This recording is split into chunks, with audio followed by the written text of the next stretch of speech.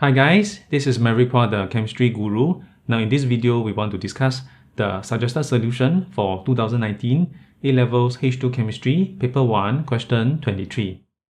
Now question 23, the carboxylic acid W, C5H10O2 is produced by this bacteria during fermentation. So molecules of W are chiral. That means I will have a carbon bonded to 4 different groups. Then W can be converted into compound X. Then X reacts as shown to form Y. So we know that W has a chiral carbon. Then it undergoes a reaction to form X. The question never really asks us to identify what X is, but this X will react with this guy here to form compound Y. Then the question asks us which could be the structure of Y. Now, the compound here, this is a amine functional group. Now in particular, this guy is a secondary amine because this nitrogen, it is attached to 2 R groups. But since this is in a closed loop, so this is like a cycloamine. But this guy, it is a secondary amine. So if I consider the structures of the product given, the functional group that we have here are all amide functional groups involving the compound that we have here, this cycloamine, and the original functional group in W, the question did mention, is our carboxylic acid. So I know that W has an acid group, and in syllabus, how do I convert acid to amide? I will have to convert the acid to an acid chloride. Then acid chloride react with amine to form amide functional group. Because acid is acidic, obviously. Amine, it is a base. So if we put them together directly with each other, then what will happen is I will have an acid-base reaction. I cannot form amide functional group from carboxylic acids directly. I'll have to go through an acid chloride. So most likely W is the carboxylic acid, X will be the acid chloride. Acid chloride reacting with amine, it forms amide in Y.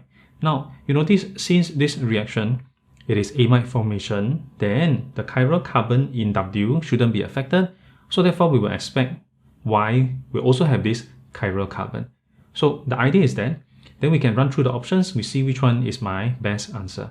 Now, bearing in mind Y needs to have a chiral carbon, then by right what we can do is we can look out for the chiral carbon in Y, and then we can rule out any compound that doesn't contain a chiral carbon. So if I look at compound A, I have a chiral carbon here. This carbon, it is attached to 4 different groups. This amide group, the group here will be a CH3. This is an ethyl group and a hidden hydrogen. So this carbon is chiral. So A is possible. Now B, if I consider B, there are no chiral carbons. This carbon, it is attached to 2 CH3 group. So this carbon is non-chiral. This carbon, it is a CH2 non-chiral. So B is non-chiral. We can actually rule B out. It's not possible for B to be the answer because it is non-chiral. Now, C also has a chiral carbon, exactly the same as A. So we will leave this discussion till later. D, same thing, no chiral carbon. So D, we can rule this out. So we have already eliminated option B and D. Then we have to compare A and C. Now the next thing we will have to consider is, since the question tells me the amine that we are introducing is a cycloamine, then of course the product has to be consistent, right? So this guy here, you notice it is found in compound A. If I were to highlight this cyclostructure, you notice I have a 6-member ring. One of it is the nitrogen. The remaining 5 are my carbon. So this guy is here. So this is my 6-member ring. One of it is nitrogen, which forms the amide functional group. The remaining 5 are my carbon. Now, if I look at C, this is a cyclo compound, but you notice suddenly the nitrogen pops out, right? And this nitrogen, it is not part of the cyclostructure. So obviously this structure in C and the reactant that we put in, the structure is different. So I've mentioned this here, and it is not in the cyclostructure. So option C as well as option D, these 2 structures are wrong. So therefore, we will rule out option C.